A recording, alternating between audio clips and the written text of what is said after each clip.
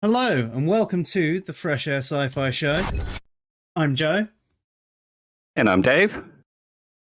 and I hope you enjoyed that little mix. I've desperately been trying to get the energy to have a mix of late, and I just sometimes it can just between work and family and everything like that.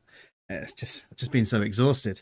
So I've basically tonight had a little mix. I was actually going to play some new tracks, ones that I'd never played before, so it was going to be even worse than that was like the bit right at the beginning where I left the effects on and was like, this track sounds really weird. I swear it doesn't usually sound like this, for about 2 minutes. It's the end of the week. You expect these kind of things to happen. Yeah. At the end of the day, I've always said I'm a shit DJ. Nah, you're awesome. Right, I do know one thing though. These headphones that I thought I'd plug into here do not sound very good at all. Because my other ones are broken, I thought I'd try a different set. But it's not until you actually go live that you can test some of this stuff. So it's all right. I'll use the broken headphones again today, and I will have to invest in a set for the turntables because it's going to be annoying remembering to unplug and replug. Dear me. Right. Speak now. Boogie, boogie, boogie, boogie. Perfect quality. That's so much better. Nice right. one. So yes, tonight's stream. Now we can get on to that. Tonight's stream is about if atheism is true. Now, we're not actually going to be discussing whether atheism is true or not. It's actually about the phrase if atheism is true. Now, the reason we're going to be discussing this is there can be a lot of contention when you hear that phrase used. There is a lot of resistance from many atheists in the atheist community. We understand why that is, so we're going to explain that a little bit later. We're also going to explain how it is actually a valid phrase. And generally, the people using it are talking past each other. So, Dave, you actually wrote a little article on this one, and I think you said you wanted to maybe share your screen and load a couple of images, or maybe even the article itself to go through, didn't you? I've got a few images to load up, which I took from a few different threads and on Twitter and on YouTube, and they're basically examples of the kind of answers that get given. And I thought maybe we could kind of discuss why they're both right and both wrong. Okay, sounds good. And it also gives us a chance. One of the reasons I kind of want to do this conversation is it also gives us the chance to discuss something like the principle of charity, because that's kind of important in a discussion like this. Oh, most definitely. I'd say it's important in every discussion that you actually have. But yes, definitely. It's definitely important in every discussion. And this one it sort of highlights why. Mm-hmm. Because if you immediately jump to, well, they just don't know what they're talking about, and you jump to the singular answer, and you're not trying to figure out what they're saying, like you said just a moment ago, people talk past each other. Yeah. And you find that a hell of a lot on internet conversations, don't you? Oh, yeah. I mean, it's so much easier to as well because you lose the tonality in people's facial expressions and everything like that goes along with a normal conversation. So it's even easier to miss what people are saying. In some respects, you can have a better conversation because you get time to think about it, or if they mention something you're not aware of, you get to look it up and look at a few different resources. But that tends not to be how it really goes. It's more of a back and forth of people talking about each other and getting angry that they're using things wrong, and and then more and more people kind of pile in going, no, you're wrong, you're wrong, you're wrong. Yeah. And it just, the actual point never actually gets discussed, only how you're using this word in a way or this phrase in a way that I don't recognize. Yeah. And that's just it. It just comes down to a semantic argument where people are arguing against whatever use of the word people are using. Yeah. Fair. Okay. Well, did you want to share your stream? Share your screen to start, and I'll switch over things in the old Jimmy Bob. Okay, give me 2 seconds. Let me find the right one. Okie dokie. So, when we are talking about how these phrases and things can be misused, you've got to remember that the words, so many words, are polysemous, and that in itself is the problem. That you'll find people are generally only aware of one use of a term, and all of a sudden you use one that's different. Well, you're wrong for using that. You're not necessarily wrong. No. Like you've described in several articles and stuff. Yeah. It's, I'm a bit of a broken record a lot of the time. We all are. Because these kind of things are important. If you want to have an actual decent progressive discussion, you have to understand these things in order to have the good discussion. Yes, definitely. Is that one sharing at the moment? Sorry, let me go to YouTube. It is, yeah, I can see it. Yeah. Question is nonsensical. Atheism exists. Atheists don't believe in the existence of God. Yeah, and that seems to be one of the most standard answers. It's a nonsense question. And like you were saying, if you only understand it one way, and you only look at the question in one way, you will think it's nonsensical. Because what they're basically asking there is, if a lack of belief in God is true, then, or in the case of can you prove atheism, can you prove a lack of belief in God? Mm. So for them, it's kind of nonsensical. But yeah, or even they're even just asking, does atheism exist? So if atheism is true, and yeah, that's why they're saying it's nonsensical. It's missing the point of what is actually being asked. Completely. Yeah, it is. It is. And it comes down to only understanding that lack of belief definition. That's the only one they know, and they've been told so many times by other atheists who have been atheists for longer than them, atheism is just a lack of belief. And because they don't know the other form of atheism, which is the belief that God does not exist and the proposition God does not exist, they won't know that what the person is asking is actually valid when it is. Because if you take that definition, saying if atheism is true is basically saying if God doesn't exist is true. And can you prove atheism? Can you prove God doesn't exist? Yeah. And that's just it. So if you're thinking about it from the propositional use of atheism, so we've spoke about this in a number of articles, a number of streams, a number of podcasts, and so many conversations on the internet.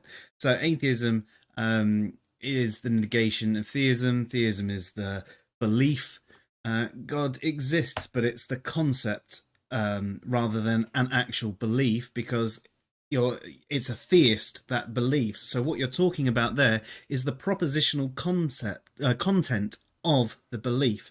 So what we're saying there, theism is the proposition God exists. Therefore, atheism, being the negation of theism, would be the belief, or God does not exist, or the proposition God does not exist. And an atheist would be one that believes that proposition to be true. So, as you can see, this particular person has not understood that, doesn't understand that term, and that's why it's nonsensical to them. And I imagine the person who's talking to them might not understand why they think it's nonsensical and think that they're an idiot for that response. Yeah. And like you said, it's people talking past each other because they're not trying to understand each other. Neither one of them is kind of giving the principle of charity here. because the one asking the question might not be understanding that there is multiple definitions. And the conversation went on where they were just arguing about what atheism meant rather than getting to the question. And even in the case of lack of belief, there's a thing here, like he puts, atheism exists because atheists don't believe in the existence of God. So you could charitably read the question, can you prove atheism, as something like, can you prove that there's no reason to believe in the existence of gods? So there is still a charitable way to read it, even when it's not in the propositional form. Yeah, that makes a lot of sense. So it's more kind of looking to have a fight and win a fight rather than looking to come to some sort of conclusion and find some kind of agreement on a truth or what have you.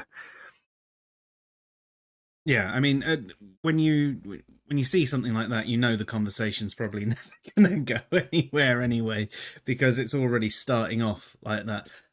It's interesting, actually, thinking about a response that you might have and how a question can seem nonsensical to you in the first place.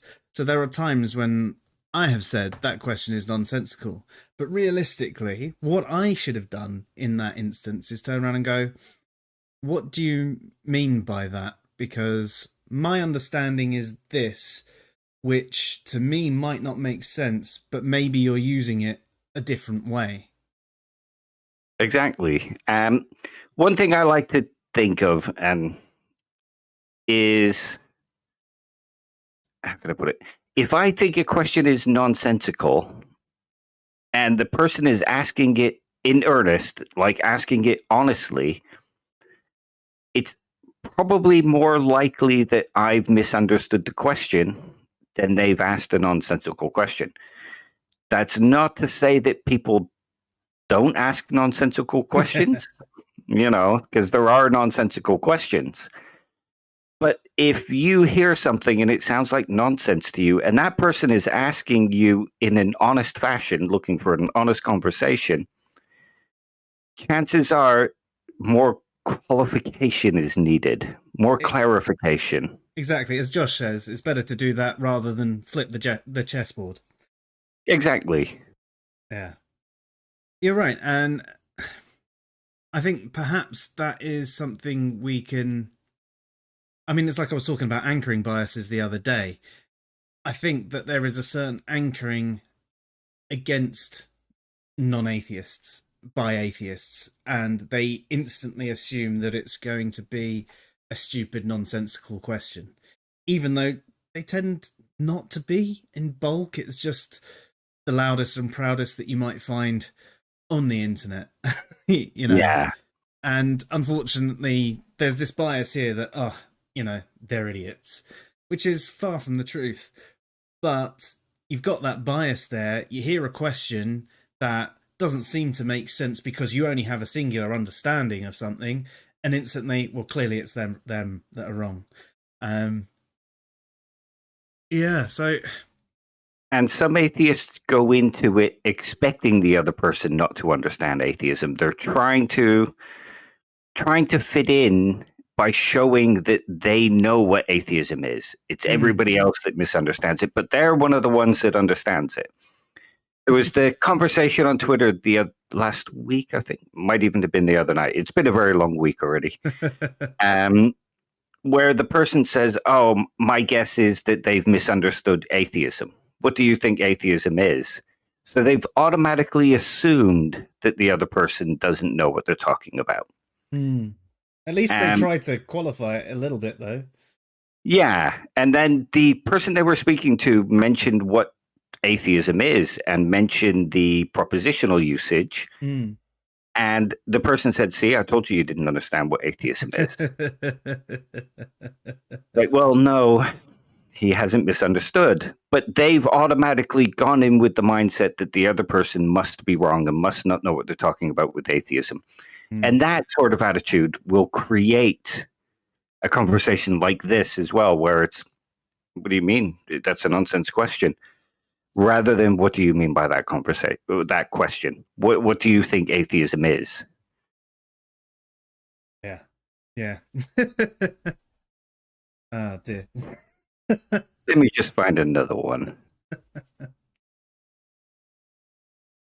This is another one with regards to if atheism is true, or can you prove atheism? And I would have thought it was simple, and I blanked the names out because I don't like dogpiling and I don't like people going after others. Yep. Atheism is not being convinced that God exists. So and so is an expert, and perhaps the only expert on her own mind. Ergo, if she says she's not convinced of a God, that should be taken as convincing evidence she's not convinced. So the person asked, do you have evidence for atheism? So what they're really asking is, do you have evidence God does not exist? Whereas them thinking it only describes a psychological state has led to this misunderstanding, which is, well, she's an expert on her own psychological state, so therefore her psychological state is evidence for her atheism. Indeed. And you can understand it in a sense that they're not wrong. No, they're not. They're not. They have an understanding, and they're right when it comes to things like beliefs. Generally, if I tell you I believe something, there's no way for me to actually prove that I believe that to you. You sort of have to accept that that is my psychological state, and I can give you justifications to make that belief rational, or I can refuse to. Hopefully I have those justifications in my head, but if I don't have justifications, or they're really weak justifications, then it's an irrational belief. Yeah. But again, as you say, Dave, this is another misunderstanding, the fact that this isn't the only use of atheism. It's just quite common on the internet. It doesn't necessarily make it the best use. It doesn't necessarily make it the most sound use of atheism. It's a valid use because that's how language works. And it's a common use on the internet, as I said, so there's utility to it.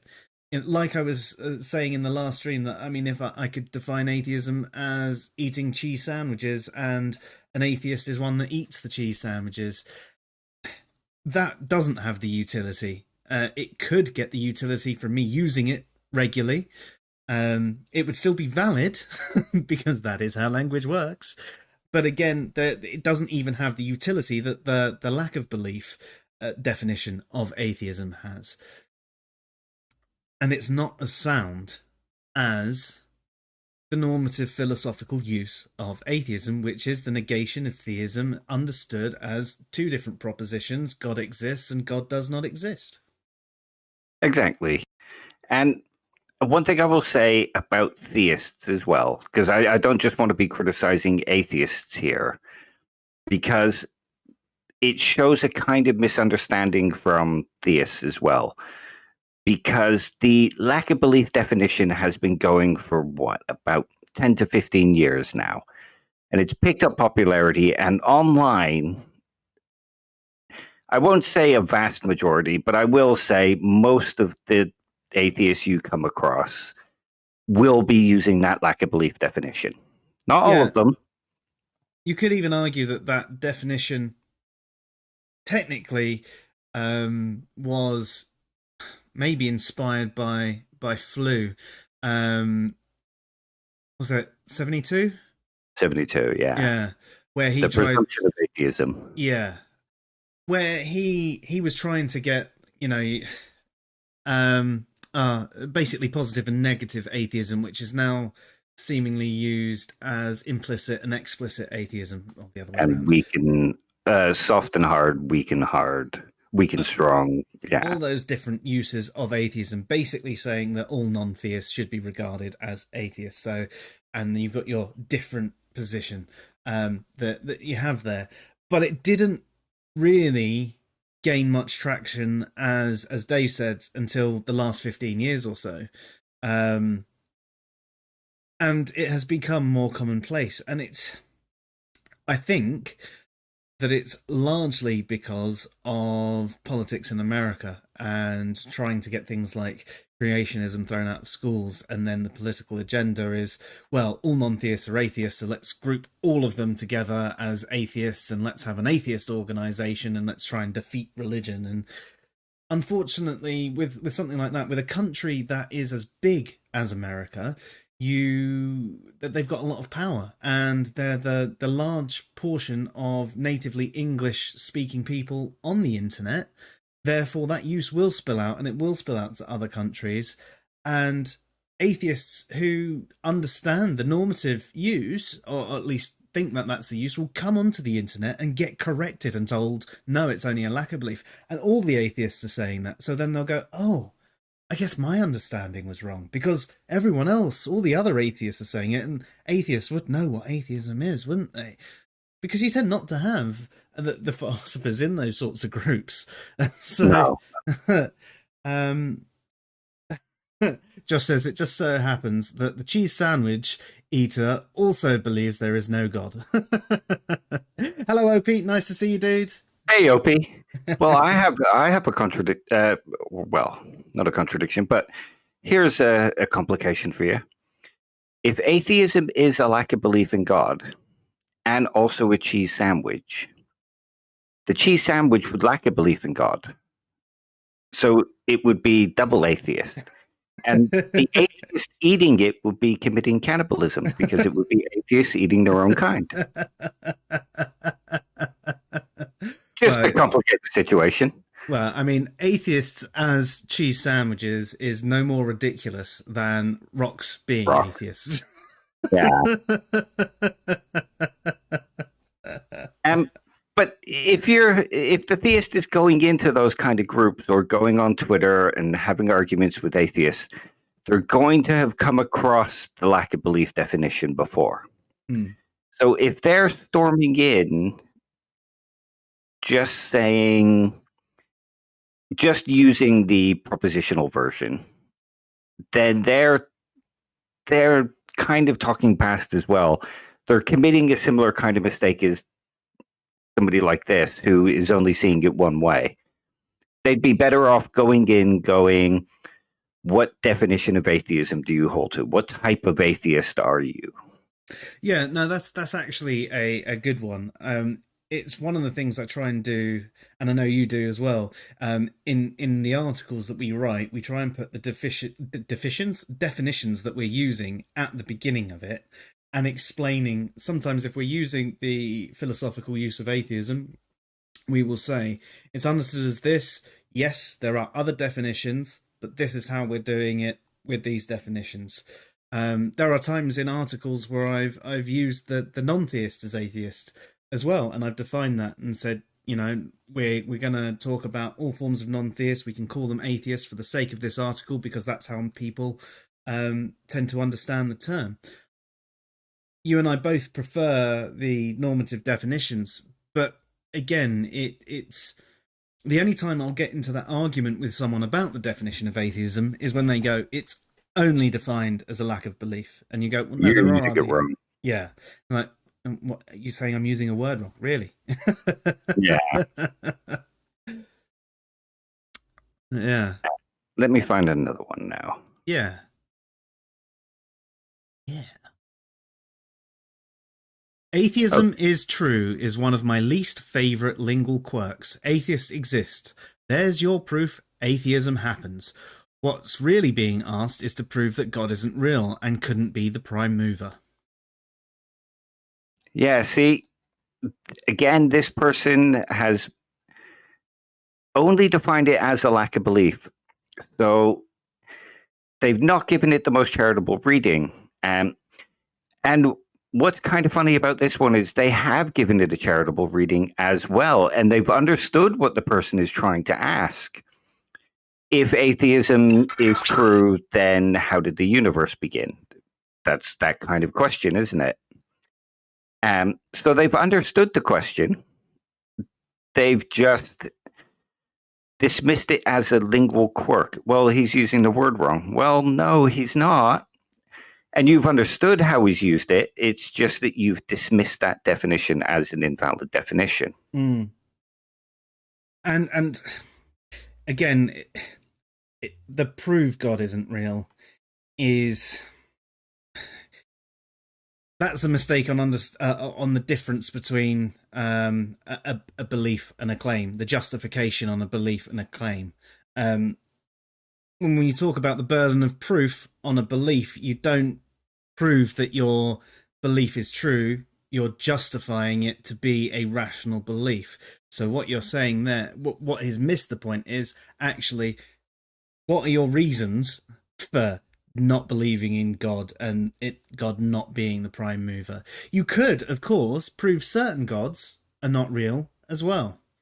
I think there are plenty of reasons to find logical contradictions in the way certain gods are described in even in the Bible. Now, I think you can excuse it. There are definite ways you can, if you listen to some more of the brighter theists, they can explain what their interpretation is that helps avoid that logical contradiction. But it's fair to say the God as described in a number of translations of the Bible cannot exist as it is described. That's not saying that God definitely doesn't exist. It could be based on a God and we humans fucked it up because we tend to fuck everything up. Just that tweet. Yeah.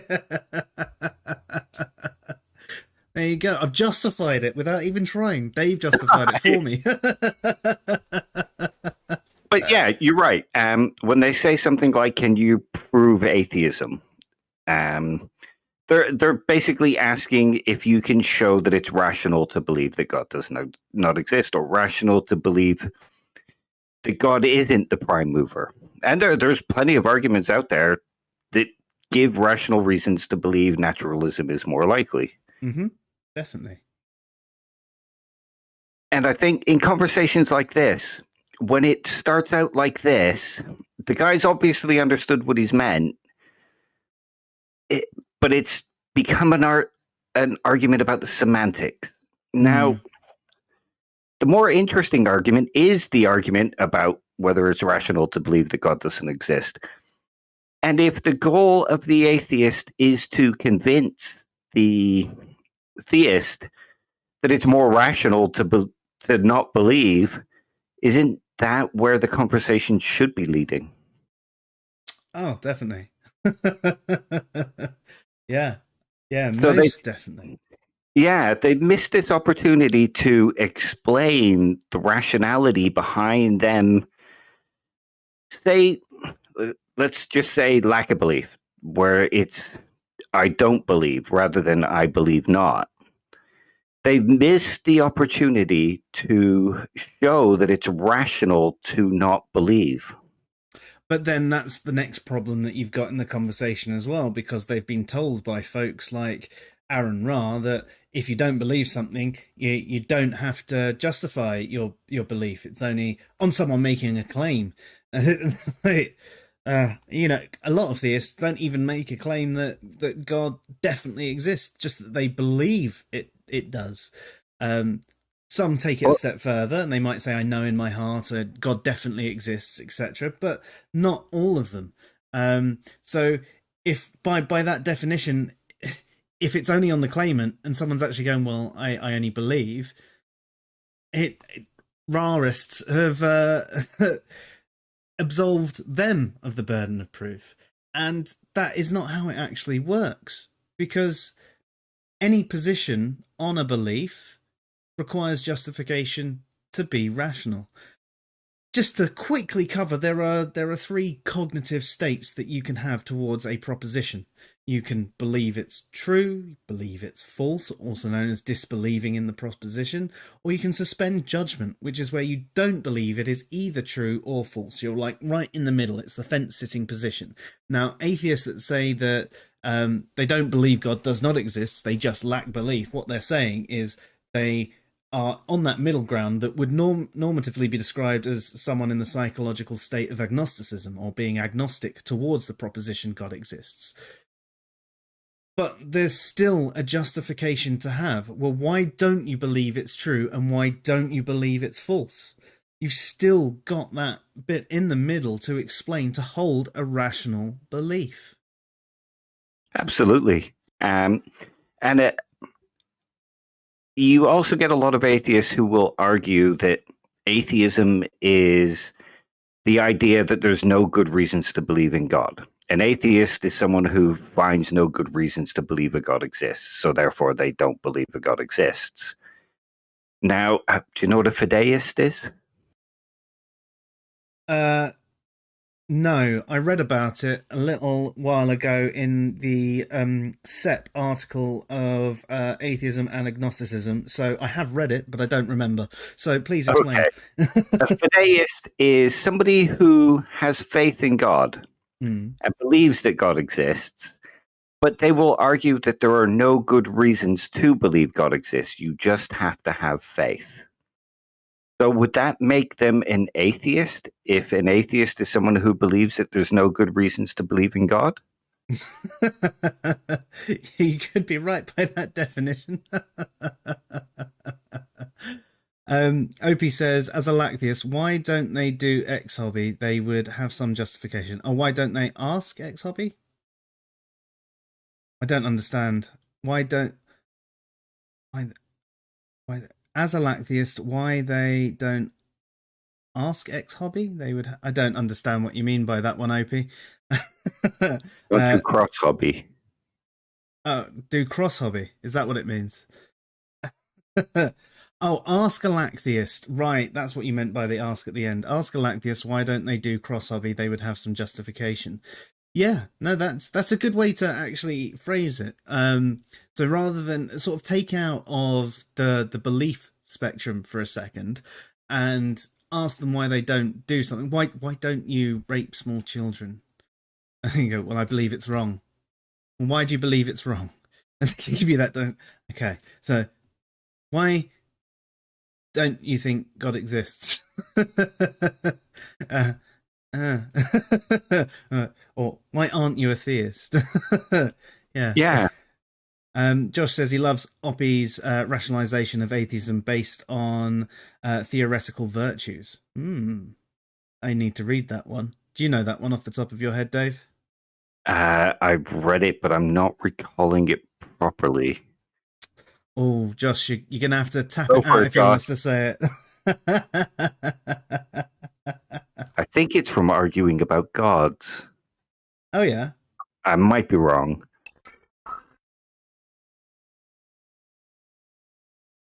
Ooh, thank you, Emerson. And young polymath, thank you. But yeah, so again, this kind of tweet, it shows that the atheist is understanding the question that's being asked. But they're also not. They're not giving it the most charitable reading, which is what really should be done. If they gave it the most charitable reading, they would have had the right reading, obviously, from the last statement, and the conversation could have continued. Yeah. I think there's so many conversations, though, aren't there, that actually just get stopped by semantic issues. And I think that is, you end up arguing semantics for so long that you don't actually have the conversation as you ought. And I can understand why, because you want to clarify definitions, but clarifying definitions should be done, and actually it's probably best to use the other person's definition first if you want to have a good conversation. But as you said earlier, Dave, there is some point of understanding, like the theist should come in understanding that most internet atheists are the Lactheist variety. So asking the if atheism is true question won't make sense to them, especially as most internet atheists only understand the Lactheist definition. In fact, one of the people that we have as an author. He's American. He's done a couple of articles for us. Um, until we were discussing it the other day, he was like, "Blimey, I didn't know that there was another definition of atheism. I only had ever heard this lack of belief definition. I need to rethink some of the conversations I've had in the past now." But because I had the rapport with him, he was more open to it. Generally, people you find online will go, "No, they're all wrong. Other atheists say this. Aaron Ra says this. Dillahuntty says this. It's only a lack of belief." There you go. Yeah, and they're looking more for a fight rather than a dialogue. Yeah, that is one of the other major issues that you do tend to find with the online discussions. Most people are going for that fight. Which, surprisingly enough, is going to be what our next stream's actually going to be about, isn't it, Dave? We're going to talk between the different of heuristic versus dialectic conversation. Dialogical versus monological, that kind of thing. Looking forward to that one. That should be next Tuesday. I need to put the event in. I'll do it after the stream. So the next one, Dave, you've put up is, how do you know atheism is true? Because I am one. So he is an atheism rather than atheist? I am an atheism. Yeah. I mean, technically, if atheism is just a lack of belief in God and that person has a lack of belief in God, he is atheism. He's in a state of atheism. But this is another common kind of answer. How do you know atheism is true? Well, because I'm an atheist. Well, what does that even mean? That itself is a kind of nonsensical answer. I know atheism is true because I'm an atheist. Well, if atheism is just a lack of belief, and the question is the question is atheism true is nonsensical because atheism is just a lack of belief. Well, how could he know atheism is true? Yeah. It's clearly somebody who hasn't thought of what they were saying, hasn't thought of the question, hasn't, again, given it a charitable reading.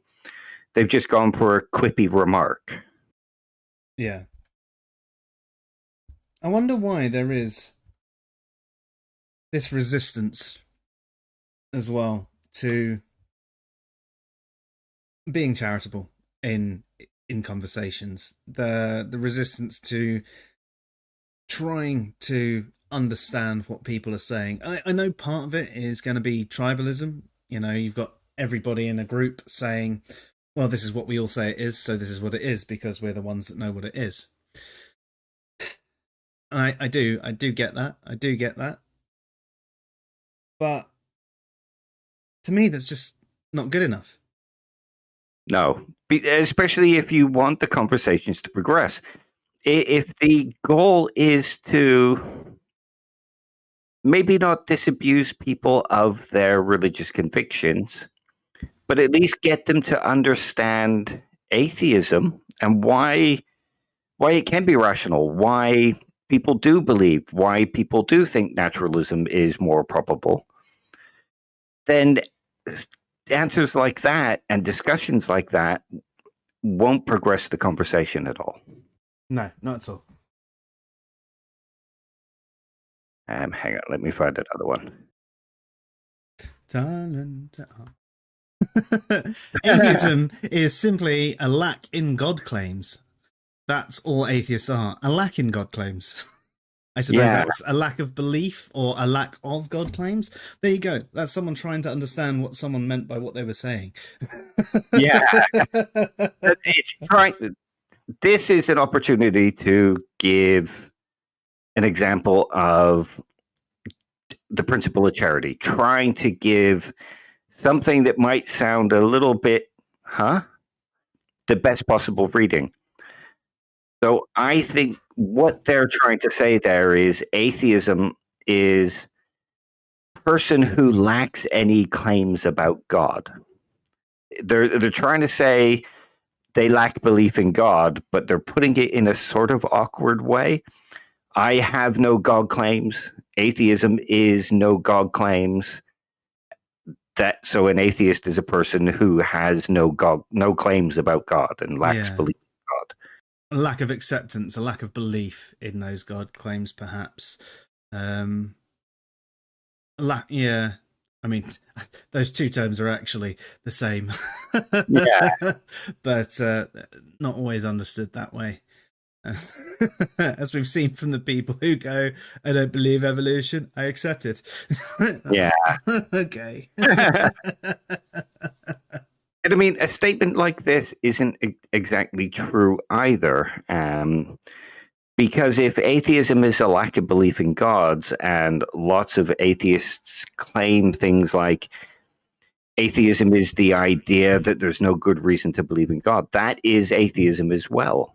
I mean, atheists generally argue that there are no good reasons to believe in God, or there's no evidence for God. Those kinds of things, those kind of get incorporated into atheism, even as a lack of belief in God. Yeah, Opie says that this actually just looks like a botched Google translation. You're not wrong. Yeah, that could be. Yeah. Although I have seen people speak like this as well, so Welcome to the internet. yeah. But you can still kind of give it a charitable reading and get it, what the person is trying to say. Yeah. Yeah. And it's important in a conversation. Most definitely. Josh says, theoretical virtue simply distills down to the theory that can most completely explain the subject in the simplest way. He argues theism and naturalism have equal explanatory power, but theism carries more ontological baggage and is therefore inferior as a theory. I mean, that almost seems like a very eloquent version of Occam's razor. Yeah. But yeah, I like that too. Thank you for explaining that, Josh. Most appreciated. Is it from arguing about gods? If it is, whichever one it is, send me a message on WhatsApp, and I will find it on Amazon and put a link down below if I remember. Oh, LB's just joined us as well. Hey, LB. Nice to see you. Yes, you are late as hell. You've missed my incredibly terrible mixing at the start and about 42 minutes of conversation. And now you have to write 100 lines that say, I will be an atheist.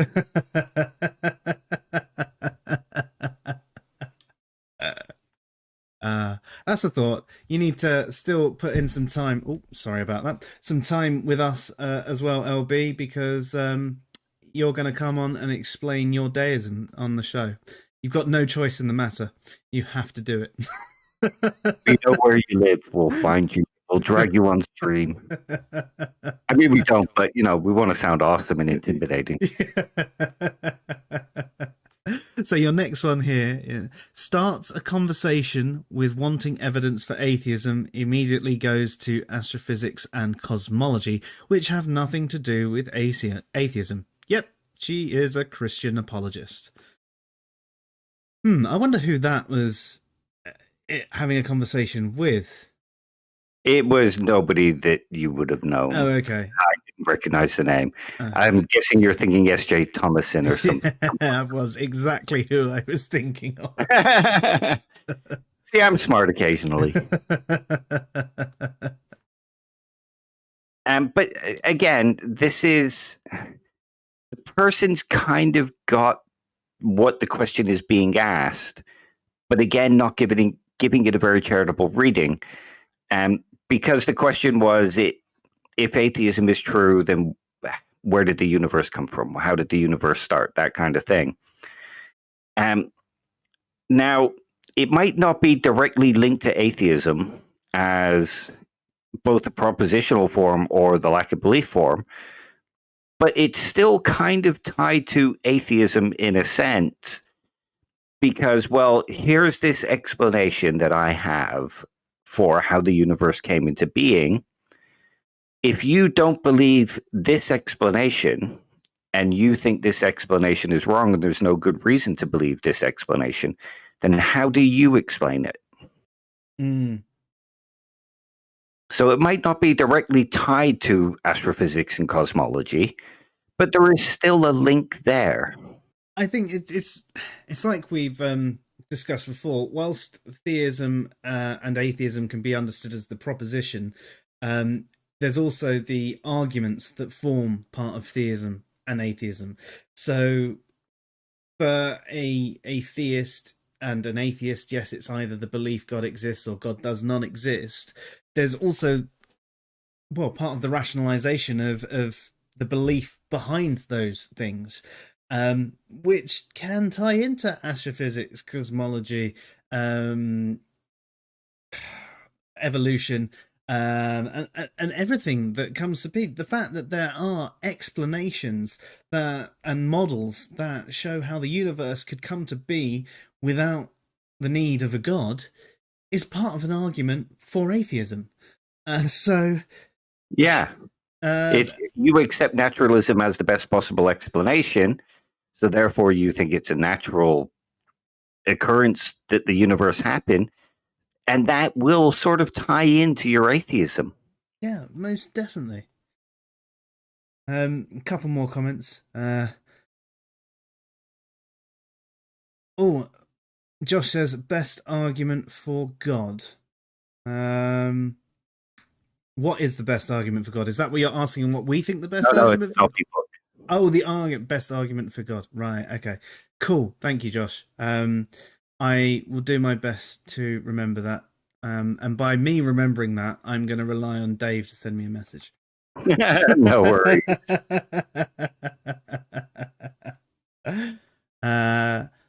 And LB was saw me having a mix, but is working on getting the gains. Oh, you were back to working out. I must admit, I've been having a bit of trouble with that myself recently. And I say recently, when the missus got pregnant with our daughter, I ended up putting on all the baby weight, and I haven't been able to lose it. I've lost 6 kilograms of it, I think. But I just with lockdowns and this weather and everything like that, I've just got no motivation. I'm forcing myself, and I'm finding it hard to do a half-hour workout a day at the moment. So good on you for getting on it.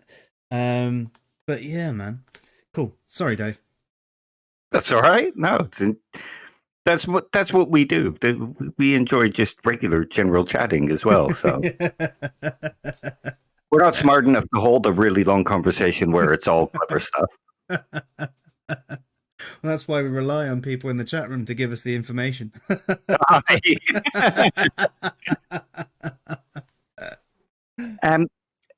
So going back to this one again, and this brings up the thing we've been saying about some of the others, where if the goal is to show that atheism is a reasonable and rational response to God, and there's good reasons to not believe in God, and many argue that the Christian shouldn't be believing because it's irrational, then they've missed out an opportunity to show why it's more rational to not believe. Or to believe not, whichever one they hold. I'm guessing they're all atheists because of the way they've answered the question. Josh has just clarified, yeah, best arguments against God, not best arguments for God. Yeah, I've got that one. I've not read it yet, though, unfortunately. Yeah. I must say that's what I'm going to have to do. My stack of books. You'd think with lockdown I'd have had more time to read, but I actually feel like I've had less time to get on with things like reading, because where we've been stuck indoors all the time, I don't have the motivation to read either. Yeah. So I find my best reading is done on holiday. I'll go away and I'll take sort of a couple of books, and after a couple of days I've finished them all. What's going on? And the thing is, I'm busy when I'm on holiday. I keep myself active. I'm not someone who can sit there for very long by the pool or in the evening or anything like that. We're constantly doing things, but I still burn through books, be it on the plane or just the little bits where I do chill by the pool for a little bit with a hangover. And yeah, I don't. The fact that I haven't gone away for a couple of years now has really dwindled my enthusiasm for reading more. I read articles, but then they're more bite-sized, aren't they? I mean, sometimes they're like 40 odd pages long, but that's more than, well, less than a 300 something page book. Um, Evidence for lack of belief. Yeah. See, that's definitely not a charitable reading into what the thing. Not at all. I'd say that's possibly the worst one we've had. Yeah. And I mean, he could have taken that, or she, I don't know because the name's blank. They could have taken a more charitable stance there and said, well, what do you mean by evidence for lack of belief? Evidence for why I lack belief? Do you want me to explain why I don't believe? Something like that. Yeah. But again, that's because the whole justification thing has been drummed into people that they don't have to justify their lack of belief. They don't have to do anything. It's a no effort position. I Yeah. think that's one of the reasons a lot of people do use the lack of belief, even when they're told there are other definitions. There's also people that confuse belief with a claim. In one of my articles, there's someone said, I would never say, oh, I need to try and remember this quote quite closely, but I would never say that I believe God does not exist, even though that's what I believe, because a belief is a claim and then I'll have to prove it true. I mean, there's so many things wrong with that. They start off by admitting that they're going to be dishonest about their belief position. Yeah. And then they conflate beliefs and claims. Now, the key difference is a claim is making a truth claim about something external in reality. A belief, the only claim that's being made is a truth claim about your cognitive state. So if I say, I believe gods do not exist, the claim I'm making is that is what my mental state is. And whether that's a rational or irrational mental state comes down to the justification of that. But yeah, there are so many confused people out there because of folks like Aaron Ra. And it's frustrating because the guy's great a lot of the science stuff that he does. And he is revered by so many, and he screws up so many people's heads without and is so arrogant in his position. He believes he's doing the right thing. Yeah. What can you do? I'll throw in a bit of a spanner in the works in that one, Yeah. with the beliefs not being claims. There is a claim inherent in a belief. Mm-hmm. If you believe your keys are on the table, you're not stating that it absolutely is the case, but there is an inherent claim in there that the keys are on the table and that you think it is true that the keys are on the table. Yeah. But it's slightly different than saying the keys are definitely on the table. Yeah. I think that's the different bit of it. You're justifying why you think that, rather than say no, it's definitely true. It's like the knowledge side of things as well. If I know they're on the table. I mean, that again is the taking it to the next level. Whereas belief would be, well, yeah, that is where I think they are. This is why I think it, because I automatically throw my keys on the table when I come in the house, and I walked out the house and I didn't pick them up, so that's where they must be. But I guess I could have done something with them. Oh, I don't know. Yeah, that's it. You believing something is to think that that state of affairs is the way that they are. But if you're making a claim that that is the state of affairs, that's a different type of justification, like you say. Yeah, definitely. A couple more chats have come in. Is it possible to make a natural case for God?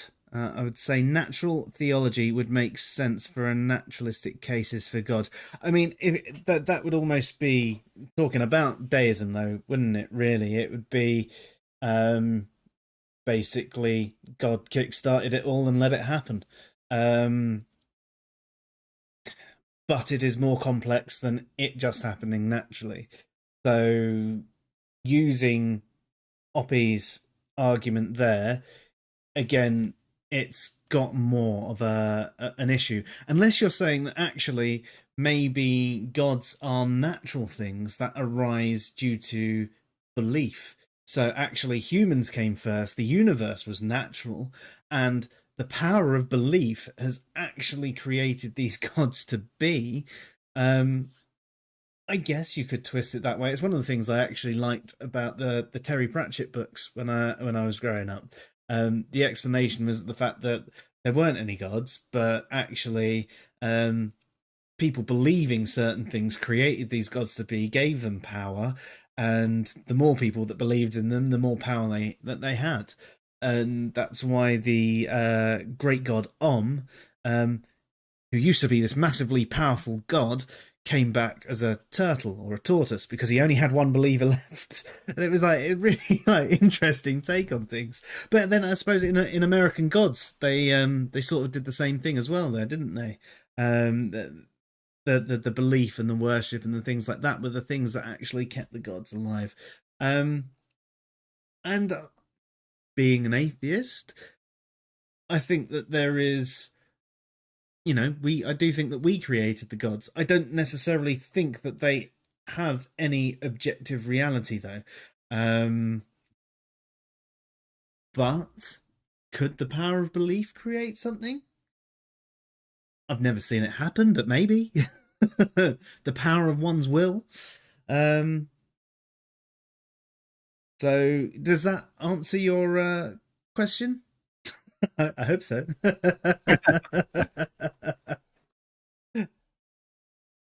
What do you take on that, Dave? Oh, are you off, OP? If you are, bye. Oh, sorry, yeah. I was just rereading the question.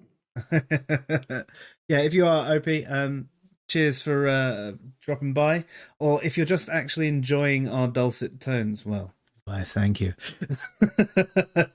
He enjoys my dulcet tones. So, yeah, okay, that answered LB's question. Okay, nice one. Yeah. Here's another one. Evidence for lack of belief. It shows that it's quite a common response to questions like, do you have evidence for atheism? Yeah. Yeah. Okay, that's the end of those ones. That's the end of our screenshot. Go on then, you end your thingy bob. I will switch us. There we go. Back to. There we go. We're back side by side again, Dave. I was half expecting it to switch us around so we'd be on the wrong side once the screen sharing stopped. Because that's just the way computers go. Yeah. I'm thankful it didn't. It was quite funny though, wasn't it, when we were on Steve's stream and I became Dave and you became Joe. Yeah. Well, I was at least the guy on the left again. Yeah, true. So yeah, it shows that there's quite a common misunderstanding from a lot of atheists when a theist asks a question like, if atheism is true, then what about so-and-so? Or do you have evidence for atheism? Can you prove atheism? And that kind of thing. And equally, as we said, it also shows a lack of understanding from theists about how most internet atheists will probably be using atheism. So, as with any conversation, you should probably work on your definitions first. Talk to the person about how they're defining something. And if they say, well, atheism's only a lack of belief in gods, say, okay, well, why do you lack belief in gods? No good arguments.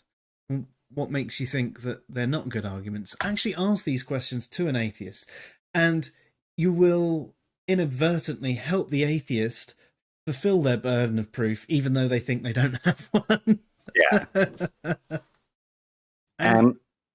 Sorry. No, go for it. I was just going to say, yeah, if the atheist is wanting to kind of show these things to theists that they hold irrational beliefs, then they would be wanting to have those kind of conversations too. Like, why do you believe? Why do you want me to show atheism is true? Would you accept atheism if I showed that it was a better argument? You could have these kind of discussions leading off of that. Yeah, most definitely. That's the other thing I think people actually need to consider when they are discussing online. Why are you having the conversation in the first place? I actually had a conversation with someone where their main purpose was they liked making fun of ridiculous beliefs. I was like, so you're not, because they weren't trying to convince them. They just like ridiculing ridiculous beliefs. And I was like, well, that's basically bullying. You're not really going to get anything out of that. Well, ridiculous beliefs deserve to be ridiculed. But really, is that what you want to do? If you're actually looking for a conversation, whether it's you're trying to convince them of your position, or you actually want to be convinced of their position, or just have a good conversation, do your best to lay out a few things at the start and not be so argumentative with it all. Find out, how they're using their terms and go, okay, well, I actually use it this way, but if I was to answer your question the way you were to ask it, here we go. Yeah, and if the atheists who use lack of belief, I know it's popular in atheist circles. It's not entirely popular outside of atheist circles, though. Most theists will still use the more philosophical definitions because that's how it's been defined for a very long time, and it's kind of set in stone that that's how it's used. And this lack of belief thing it's big now in certain circles, and it's become popular, but it's recent. So if you really want theists to understand that there's this definition that exists as well, you would be wanting to have the conversation, wanting to disabuse them of their misunderstanding of how many atheists use the term now. Yeah. I mean, I actually had a conversation with an atheist a while ago. I think you might have even been part of that conversation. Who actually goes, do you know what? I understand under the philosophical definition that, yeah, I probably would be described as an agnostic, but the way everybody uses atheism on Twitter is the lack of belief definition. So for the ease of the conversation, I identify as an atheist. And I was like, fair enough. Fair enough. Thank you for explaining. I know your position, and I know in my mind what you do and don't believe. So yeah, thank you. Yeah. And I mean, to show it's possible, the Duke, after several conversations, now accepts that atheism isn't just a lack of belief in God. He also says, yes, it's got multiple definitions. Yeah, he accepts them, but he also thinks they're ridiculous other than the lack of belief definition. Yeah. But he at least accepts there are other uses. So, that's progress. It is, because when we first met him, it was, no, the philosophy uses the term wrong. Yeah. Academia uses the term wrong. But now he understands they're not using it wrong, they're using it differently. Yeah. And equally, he would still prefer everybody use the Lectius definition. Yeah. But I mean, it's generally, generally, I would prefer people use the more philosophical definition. Yeah. But we all have our preferences, so it's understandable. But as long as you accept that it's got more than one definition and is used in more than one way, then at least it's a start. Yeah, yeah, and you can go into the conversation going, right, well, which way are we going to use it this time for this conversation? Are we going to talk about non-theists as atheists in general, or are we going to talk about a specific type of atheist, as in the one that believes God does not exist? And you're right about the preferences things. I mean, for me, I think I like clear and precise language. I think it helps stop confusion. I do find the arguments that, well, no, not believing in God is perfectly clear. Okay, that particular line is clear. I'm not saying it's not. What I'm saying is you can infer what someone does and does not believe using the normative definitions of various ontological positions of non-theists. So from that, we can actually have a better conversation. If everybody was to use, the normative definitions, then we would know what they do and don't believe, and we can tailor the conversation to that. Whereas if you're conflating all forms of non-theists with atheists, all you know is that they lack belief in gods. You don't know anything else about what they do believe and what their position is. Why do they lack belief in gods? Now, you won't necessarily know all the reasons why they lack belief, but if we think about someone who's agnostic, you instantly know that they think that all the arguments for God and claims are incoherent and nonsensical, so therefore considering God is meaningless. Their lack of belief is completely different to, say, an agnostic that is suspending judgment because they can't make up their mind one way or another, or an atheist who just doesn't really care, so hasn't considered it, and that's why they're lacking belief. Or the normative definition of atheists. They do lack belief, yes, but they also believe gods do not exist. And here we've got a lot clearer position. We can use a single word to go that. You have to have so many more questions asked if you just conflate all forms of non-theist as atheist. But equally, you have to accept that language does change and evolve, and it's ridiculous arguing against the way someone is using a word. The only time I will get involved in that conversation is that only. Atheism is only this. Not only that. That is the way you use it. That is the way many on the internet are using it these days. But that is not the normative use. That is not the only use. Yes, it is. Yeah. It kind of makes you wish that there was a thing on laptops where you could send a signal and a hammer would come out and hit the person at the other end. That'd be hilarious. It's just one of those squeaky hammers that kids had. So you go, hello, Josiah. How you doing? It's Faithless Pheasant on Twitter. Sorry, hey, I just doxed you. Sorry. Yeah, just catching up with the chat as well. LB says he's met both that take the belief in God not existent and them lacking belief. There needs to be something brought to their attention. They are not atheists per se, rather than non-theists. Yes, I know many non-theists that wouldn't count themselves or identify for their position being atheists. Well, you're right there. So, I mean, that's like I was discussing with the ontological positions there. And it's their right. I think people do have the right to identify themselves as they like. So, I mean, if someone was a non-theist that wasn't normatively understood as an atheist, but wants to be, fine. It doesn't matter. Just make sure you explain what form of atheist you are. Again, I do wish that people would use the normative definitions. Opie says a lot of maths is ridiculous. We ought to ridicule maths. Well,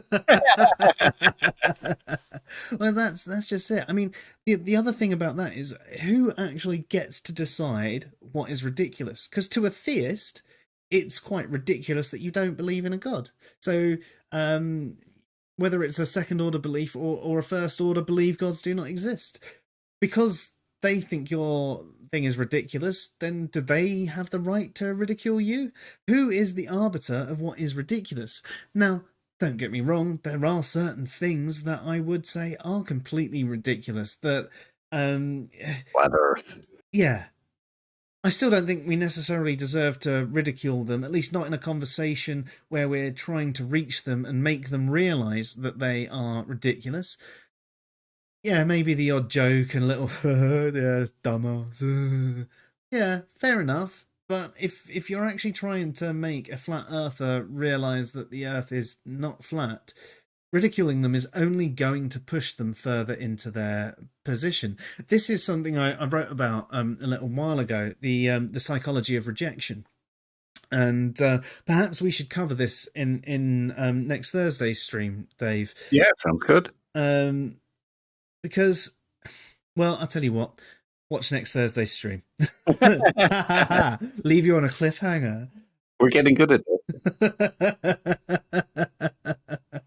Although Although not that good, because I've just remembered we forgot to tell people to like and subscribe. Like all those proper YouTubers do. Oh shit! Yeah. Press those buttons where you like and subscribe and all that shit, and make Yeah, sure we you don't share really care. stuff. And Yeah, we you don't should. care. We just prefer the joining in the chatting. Yeah. To be honest, if I had to choose between you pressing that subscribe button and you joining in the chat, if it was either or, I would have you join in the chat and call us cunts. I don't care. Yeah.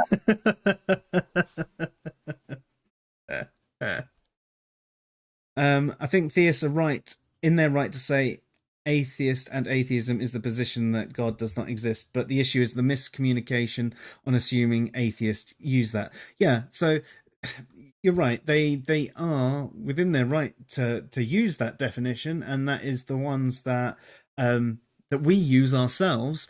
But if they don't understand that the average internet atheist isn't necessarily using it that way, they are not being charitable. So that's what we're sort of discussing with tonight's conversation, is the fact that people are just talking past each other. And the fault is actually on both sides. Although I do put more fault onto our side with this, because we're supposed to be the ones that are more smart and rational. I mean, isn't that what all other atheists say? So if we're supposed to be the smart, rational, knowledgeable ones, why don't we know? Why don't we know that there are other definitions of atheism?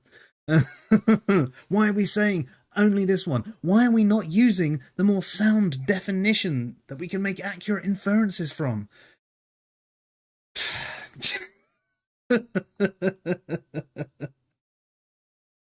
Yeah, it's just the way it goes, unfortunately. Hopefully we'll get to a point where the language becomes clearer again, but it might get a lot more muddy before it gets clearer. I think that language does change, language does evolve. If we get people thinking about things a bit more and realizing what rationality is, and understanding that there is more than what their inner bubble is saying, that there is actually more to atheism than just a lack of belief and things like that, then perhaps that change where people will understand, even if they don't use it, that there are other definitions of atheism, then great. I think more important, though, than understanding that is the principle of charity, and going, well, what do you mean by that? Because that doesn't make sense to me, because I understand that atheism is this. And they go, well, atheism is that. And they go, okay, well, that's not how I use atheism. This is how I use it. So this is how I would answer it. So I can't answer your question like that. Yeah, perfect. Yeah. Like they say, you should always try to steel man your opponent. Your opponent. You hear a lot of atheists say that, but very rarely actually do it. And that's what the principle of charity is. It's steel manning the other person, giving it the best possible reading, best possible interpretation. Yeah. And there's nothing wrong with asking for clarity. There's everything wrong with thinking that you know everything about the conversation. I think we need to stop and think. And when something seems stupid to you, take a step back and just ask, what do you mean by that? Or do you mean this by that? Clarify it. You might find that actually, no, they are being a complete idiot. Yeah, but at least, yeah, it does. It does happen. But at least you know at that point. And that's what we need to try and do. Yes, we are wrong thinking that we are the only rational ones. You're right. I've said it before. But, if we are going to say those sorts of things, then we should at least do our best to act that way.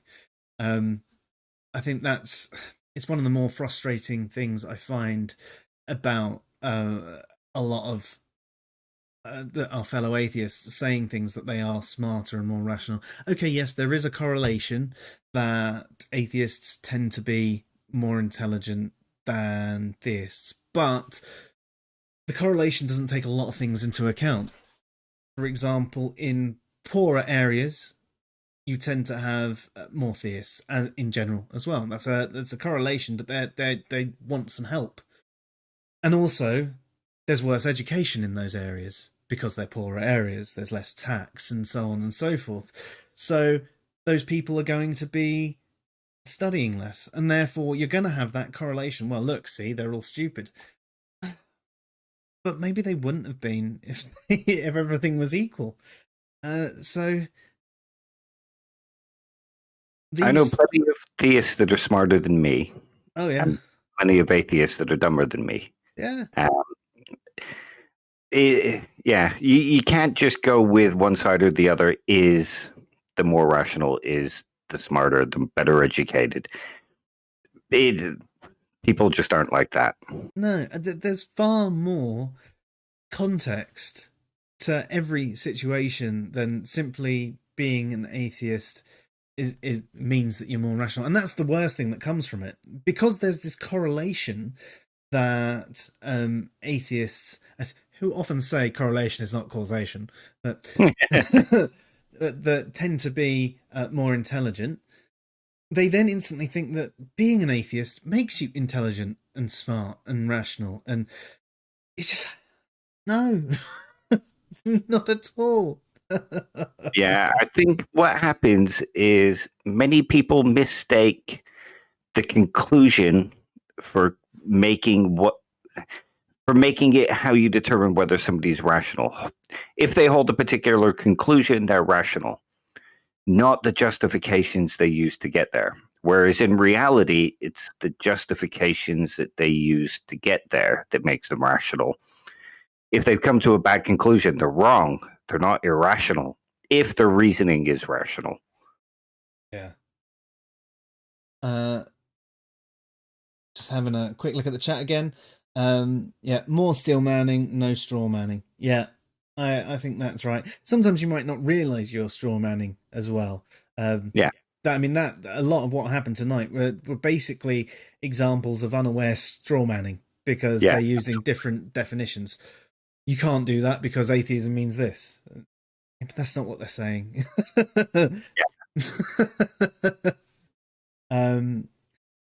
I mean, in may some sense, the theist is also guilty of straw manning because he's come in assuming that atheism is this thing and all these atheists believe this one thing. Yeah, that's fair. See, it's a lot more complex, and Yeah. really, we need to have more conversation before we shut each other down. In fact, do your best not to shut each other down at all. At least have the conversation. Try and, as we said, understand each other. And agree to disagree is a lot better. You might have better conversations. I find with a lot of people that I disagree with, especially since changing how I interact with people online, I will think about things and they will think about things, and maybe the next day or a couple of days later, whether it's a message or a direct message or anything like that, there's more questions and there's more conversation. It's more fruitful. And this is why I think I actually tend to have better conversations with theists these days than I do atheists, because atheists and new atheism is a lot more fight based. You know, they're not looking for the conversation. They're looking to defend their position and attack yours. And where I used to see a lot of the fundies being the pigeons playing chess, I see a lot of atheists being that way as well. And it's disheartening. And I just want us all to be better at the conversation, both theists and atheists, and other forms of non-theists as well, because I separate them, but I didn't need to put that in there because most of you atheists watching this will just think, why is he saying non-theists and atheists? They're the same thing. Yeah.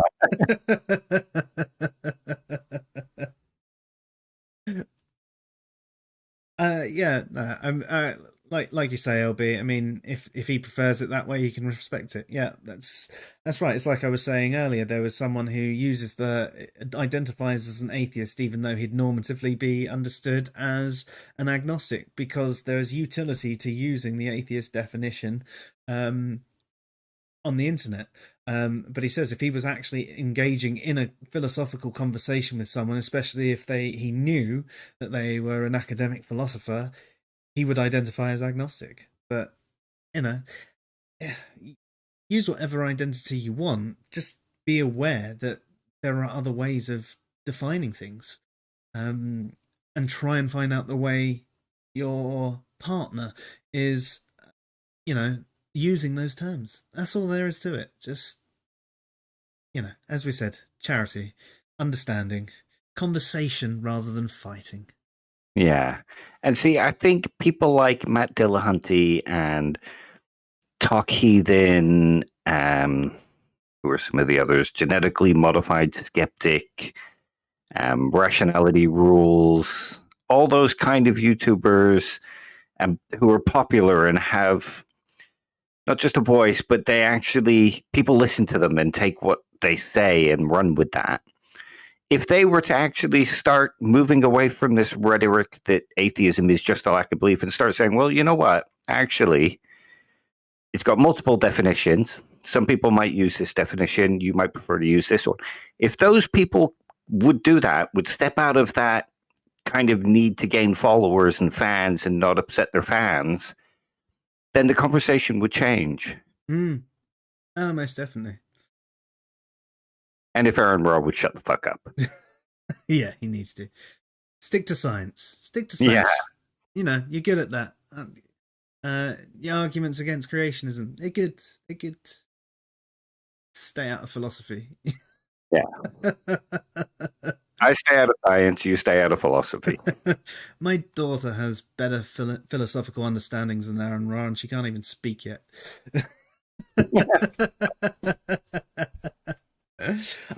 Questions just come in from LB. Do you think fundamentalism produces the new atheist types? They're really dogmatic like them. They switch sides but kept the mindset. Yes and no. I think there is a point when you leave religion, especially if it is, quite fundamentalist, but you leave it and you feel free, but you're a bit uncertain. And there is a bit where you're sort of justifying it to yourself at the same time, and you're trying to convince other people, and you've realized, I was so stupid for believing X, Y, or Z. All these people are still so stupid. Fucking hell, why'd you believe that? Grow up. I've grown up.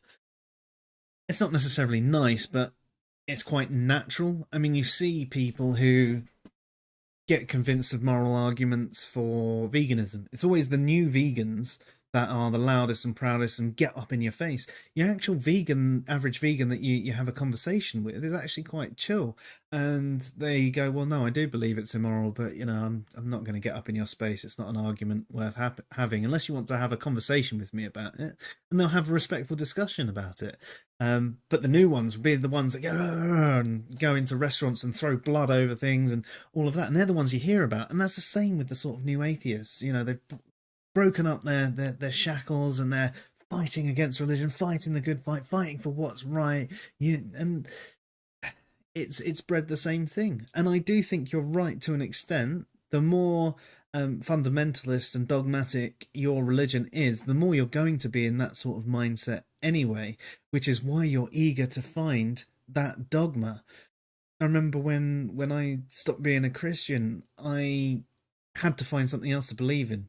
First of all, I had found other religions and I followed them, and I spent ages looking into them and saying, oh no, that sounds really right. And the more I looked into it, I was like, it's no real different, is it? All these religions are much of a muchness. Same but different. And eventually I went through that and into being, uncertain and agnostic, and then into being an atheist. And even then, when I got online after hearing, meeting, should I say, a young Earth creationist in England, of all places, at work, absolutely lovely guy, but it inspired me to get online and look up this stuff, and he was giving me links to answers in Genesis and all of this, and I got really involved in debates online, and I was probably a bit of a dick at that point as well, because it seems so ridiculous and stupid, the things people were believing, like the whole flat earth thing, like anti-vax thing. And I was probably incredibly arrogant with the way I was coming across to things, because it just seemed so ridiculous to me. Even though for ages it hadn't necessarily been something that had even crossed my mind. But I, at that point, was corrected by other atheists that atheism is only a lack of belief. And I didn't really have anything to go on. No, I had no other resource, didn't know of any other resource. So I just went, and they gave me dictionary links to the Google dictionary. And I went, oh, well, if that's how it's defined in the dictionary and that's how all other atheists are telling me it is, I guess that's what it is. And I made lacktheist arguments. And then I think I had conversations with you, Dave, and I saw Steve say some things, and basically my thought process went then got linked to the SEP article and all of that, and I started reading it. My brain was whirring, and then I understood it a little bit more, and I understood there were different things. But yeah, I sort of really went off on a tangent there. Everybody needs a Dave. That's what it is. I've even got a T-shirt that says that. Oh, really? Yeah. I think to do with LB's question, I think there's something else to think about here. In that, if you're coming out of a fundamentalist thing, like a fundamentalist group or a fundamentalist community, you lose that sense of community, and you go into the atheist community. I know lots of people go, there's no such thing as an atheist community, but there is. You go into, say, your favorite group or your favorite little collection of groups, and it becomes that community, and you find another community and you want to integrate into it. So you want to prove just how much of a good member of that community is and how much you agree with them and how great everybody in the community is, that kind of thing. I didn't go through it because never religious, so I never left religion. But when I've watched it happen, I've seen that kind of thing go on, and I think that plays a part as well.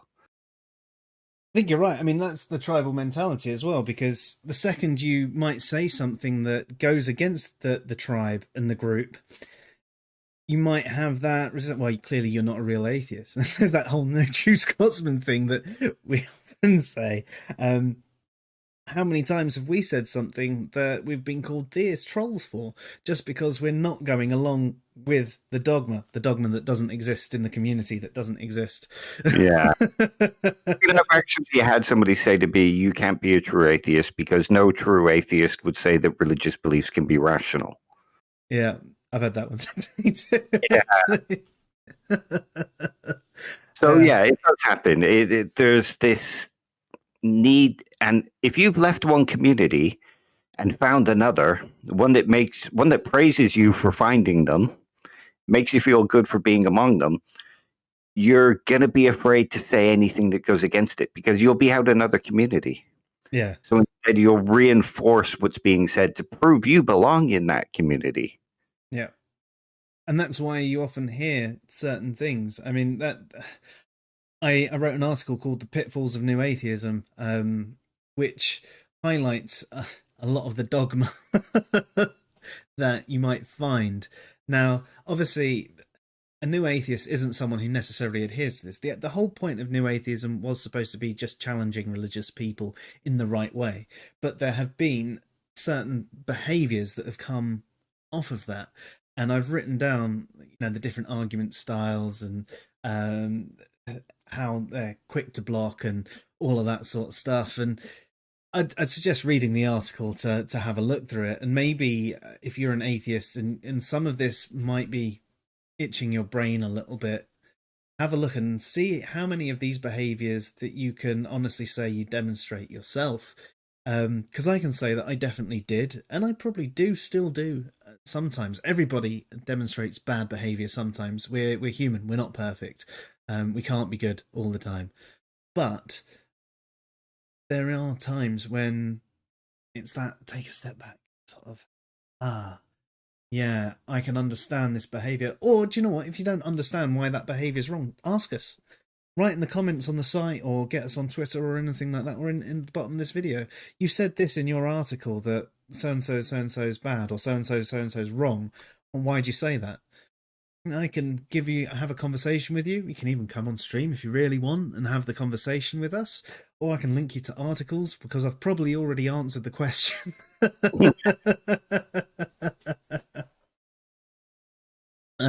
So LB says, from in regards to what you said about the atheist talk shows, that they are actually more political rather than academic, but they're a political format to attack fundamentalism and pay lip service to reason and logic. Yes, you're right. And it's funny because they do often operate on faulty logic. They can be entertaining at times. Andy was the person who introduced me to them originally. We used to work together, and there were a few clips on there which I did find funny. They're not necessarily the best way to hold the conversations that they were having. There were times when they made some really great points and in a really good way, but it became more and more about a battle over time. I'm right, I'm rational, you're an idiot because you're a theist. And some of the theists that call in, they're right in that summation. But in general, they're not having that good conversation with them. That show to me seems almost like them buffing up the chest about how they're the super smart, rational, logical atheist, and fuck you guys. But yes. Oh, hello, John from America. Well, hey, Ashipoo is going to be a sheeple regardless of what you tell them. Oh, so a sheep. What's that? What's Ashipoo? Regardless of what you tell them, right, are indoctrinated with spiritual truths. How much they're going to be indoctrinated with physical truths. So what you're saying there is, because they've been indoctrinated with spiritual truths, they are going to, and I assume you're talking about fundamentalists here, John, that, sorry, just you're arguing that, you know, they're so indoctrinated with these spiritual truths that they haven't been made aware of the physical truths and things like that, so therefore they're never going to accept them. I mean, potentially, some people will stay in their position regardless of what you tell them. There are some people who you can have a decent conversation with and they will change their mind, or they have a decent conversation with you and you change your mind on certain things. There's nothing wrong with changing your mind. I've changed my mind on things like morality over time. And I used to think the same as the average atheist on the internet did, that it was wholly subjective. And now I realize it's far more complex than that. And funnily enough, when I speak to fellow atheists online, they think I'm a theist because I argue that it's not wholly subjective. Like, it's more complicated than that, and I can explain why, and I try and have the conversation. But then they go, no, no, no, and they act like when you're having a conversation with a young Earth creationist who won't accept that evolution isn't just a change in kind, and that it's more complex than that. So he also says, if you're talking about atheist experience, Matt has admitted to doing the show to teach people how to argue with theists. I pointed out plenty of times that communication was not the same. Well, yeah, how to argue with a theist? What's the point of the argument? I mean, if your point of the argument is to make yourself feel good and make them look stupid, then that's what they're basically trying to do. But if you're trying to convince them that they're wrong, there are better ways to go about it. And having a respectful discussion, taking time to understand their position clearly, and having that actual discussion where you share ideas is a much better way to convince them. There you go. You say argumentation is a lower form of communication. I'd agree with that. I mean, there's nothing wrong with having a respectful argument, but getting into a heated argument is the way I think you're going there. And that's why I don't think shows like the Atheist Experience necessarily teach atheists anything worthwhile. I understand they can be entertaining, and there are clips from it which do make me giggle. almost don't like that they make me giggle, because I'd rather they were having good conversations and convincing the theists that they are wrong, rather than shouting at them and making them look foolish, because it's only going to reaffirm their position, which obviously is part of the psychology of rejection, which we'll be covering next week.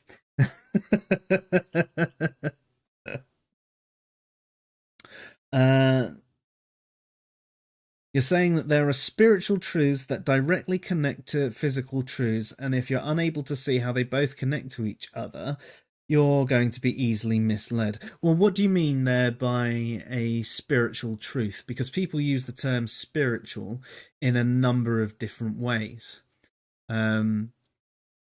Some people use it in the term of sort of like the way people that do yoga have a spiritual experience, man. They're not necessarily actually talking about any sort of religious experience, but more of an interconnectedness to the earth and the energies of the earth, man.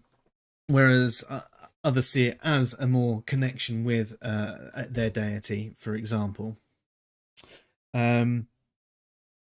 So unseen, you say. So things that are unseen. So could you then say, for example, the mind, where the mind obviously has its root in the physical properties of the brain, but there is something a bit more to the mind than just the physical.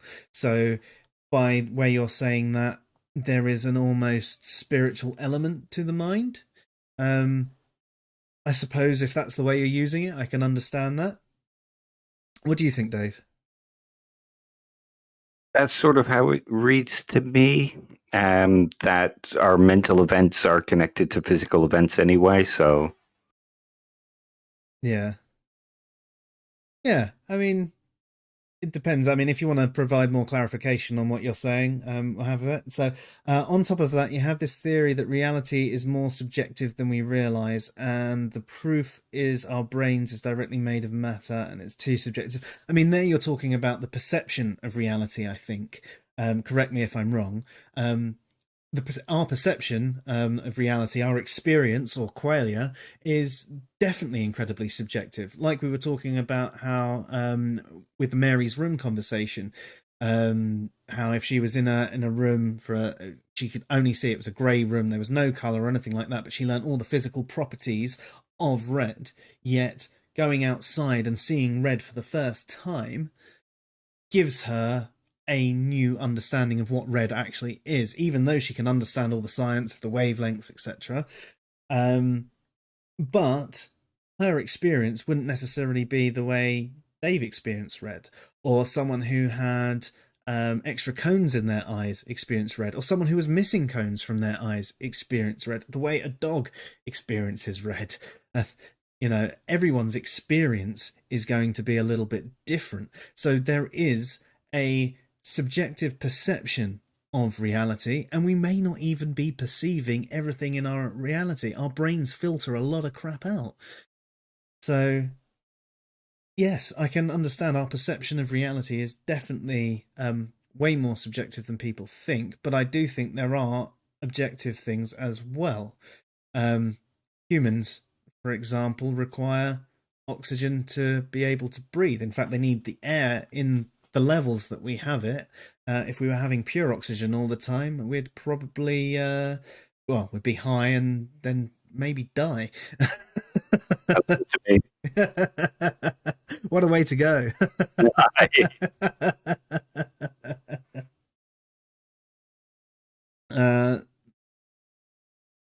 There's a lot of paradoxes to that when to the double slit experiment that they just try and ignore. Like the fact that we can be conscious in an unconscious state, lucid dreaming. These words are not really explored. Yeah, I mean, I've had my experiences with lucid dreaming, quite interesting. I do find it frustrating though when I am lucid dreaming. The more I try and control it, I then end up waking up, because what you need to do when you're lucid dreaming is sort of nudge yourself that way, and I end up moving my actual body and waking myself up. This is really interesting, John from America. It's quite off topic from the night, but I don't mind that. But it sounds like it'd be nice to actually have a chat off stream at some point, and maybe have a chat about your thoughts and things like that. I don't know if you use Facebook, but we have a group on there called Answers in Reason. Or if you want to contact Dave and myself on Twitter for a conversation, we can do it over DM, so that it's not necessarily public, whatever you want. Dave is Trolley Dave 1971, and I go under Answers in Reason. Finally remembered something, Dave. I didn't have to look it up for once.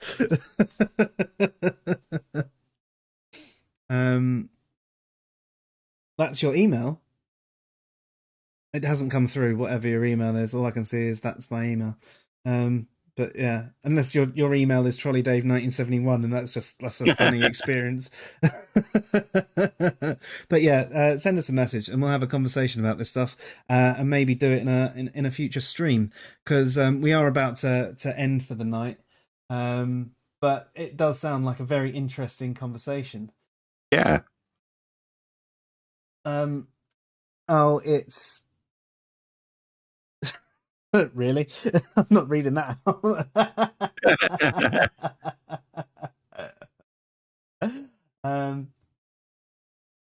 Cool. Yeah, cool. We'll catch up with you on that. Dave, was there anything else that you think that we should cover off for tonight? No, that's good. We basically discussed, what the problems are with jumping to conclusions, not giving a charitable reading, not understanding everything that you're talking about, but assuming that you have, or do have all the information, that kind of thing. We've got to the heart of how misunderstandings about questions like, can you prove atheism, come about, and how to kind of solve them and have a better conversation. Cool. Yeah, man.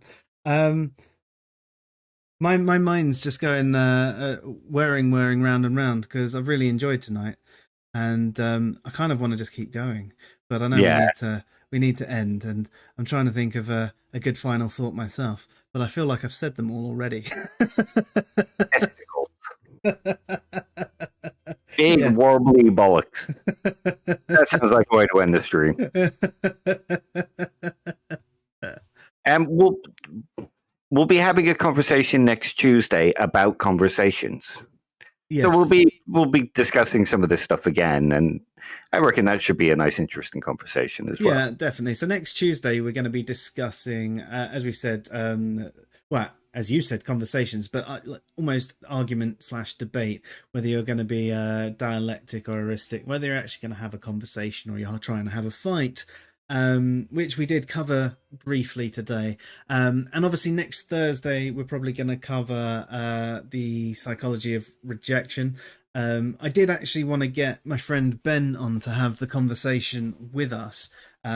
So I'll see if he's free next Thursday. If he's not, we might push this one back another week if he's free the following Thursday.